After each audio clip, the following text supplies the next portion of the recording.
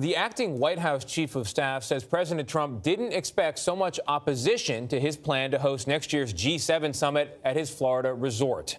The president now says he will not host the gathering of world leaders at his Doral resort in South Florida.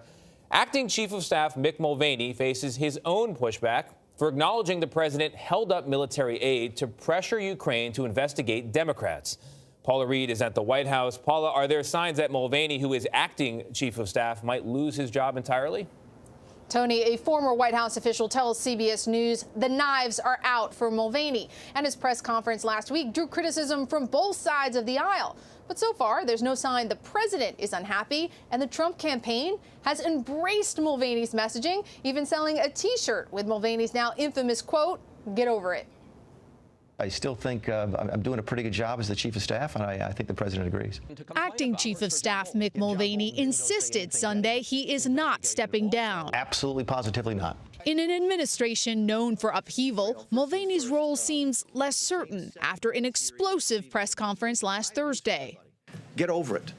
There's going to be political influence in foreign policy. Mulvaney undermined the president's impeachment defense by confirming a quid pro quo in why aid to Ukraine was held up. 3 issues for that: the corruption in the country, whether or not other countries were participating in the support of the Ukraine, and whether or not they were cooperating in an ongoing investigation with our Department of Justice. I'll leave to the chief of staff to explain what it is he said and what he intended. Mulvaney recanted his statement, but his performance exemplified how the White House has failed to offer a coherent defense against the impeachment inquiry. If you held up the money for 3 reasons, that's a quid pro quo. I'm not acknowledging there's 3 reasons. Again, let's go back. You said 3 reasons. Go back to I recognize that. Go back to what actually happened in the real world. Mulvaney's name has also emerged in the impeachment inquiry itself. A former presidential advisor testified that Mulvaney worked with the president's personal attorney, Rudy Giuliani, on a rogue operation involving Ukraine. Mulvaney's quid pro quo admission last week wasn't the only thing Republicans were having a hard time defending. It was also the president's decision to award himself a huge contract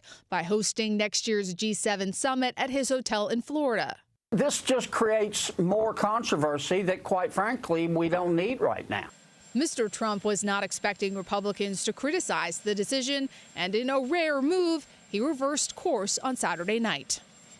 The president will need all the allies he can get as Democrats ramp up their coordinated messaging strategy. Today, House Democrats are releasing a fact sheet and a video containing the most damaging evidence they've gathered so far in their impeachment inquiry. Gail. Boy, Paula, unless you're cutting a nice, juicy steak, never good to hear the knives are out when they're talking about your job. Thank you very much. We'll talk to you a little bit later on.